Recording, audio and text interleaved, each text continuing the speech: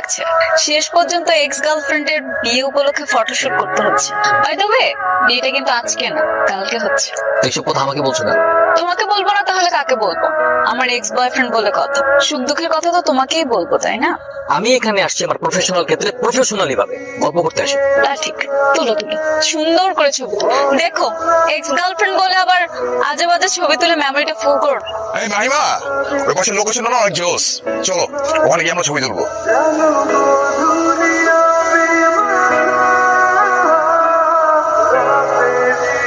আমার কোমরে হাত দিয়ে ছবি তুলো। কি ছবি তুলেছেন এগুলো? একটা ছবিও ভালো হয়নি। ছবি তোলার সময় মনোযোগ কই থাকে? মনোযোগ দিয়ে ছবি তুলতে পারেন না? বাবা কি এই মেয়েটার ছবি তো ভালো হবে কিভাবে?